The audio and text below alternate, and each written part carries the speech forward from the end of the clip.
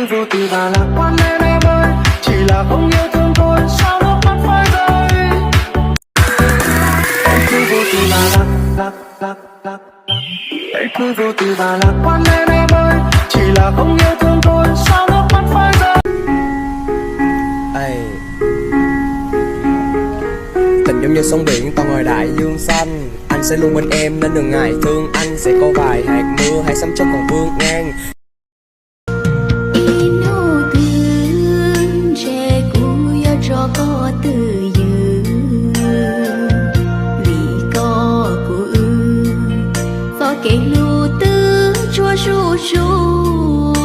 Nhân viên nhà bố mày đẹp thế này mà địt mẹ chúng mày không trả tiền lại còn đánh nó, địt mẹ ảo thật đấy.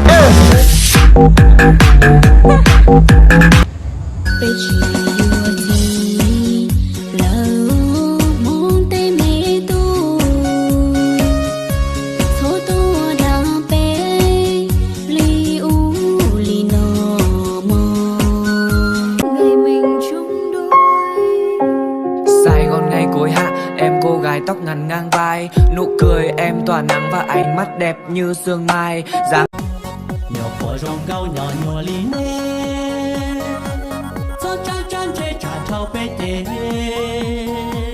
chỉ mua tụ kê tê họ tu xia, họ yuan trong bia yu lòng gì tê.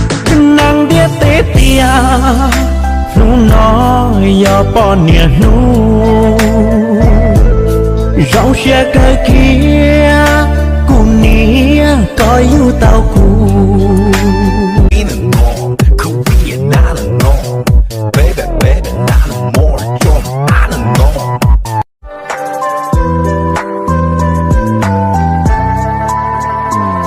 hỡi em mà đọ môi hồng cho anh mừng đất anh trong củ khoai, nắng che tay bước ra đồng mồ hôi còn ướt má hồng chưa phai.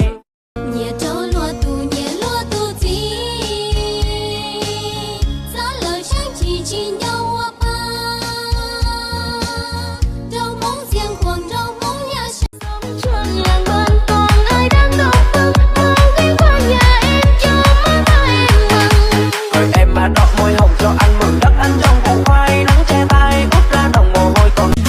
Thế bé yên nhẹ nhóc khó thì chia bé chỉ ta ua thế chỉ ta phua có bỏ luôn chuyện đi lo lời hay mình cả chuyện từ chỉ bút chua chỉ bút có lấy cho cụ đầy tiết xuân chuyện lần đầu cho cụ su xia vô nó cả lời thì có chỉ bao thế chỉ tàu sẽ khó thì tiêu trong có sẽ đu đa cú lệ tia lia ca có sai còn hiện tay tia có lú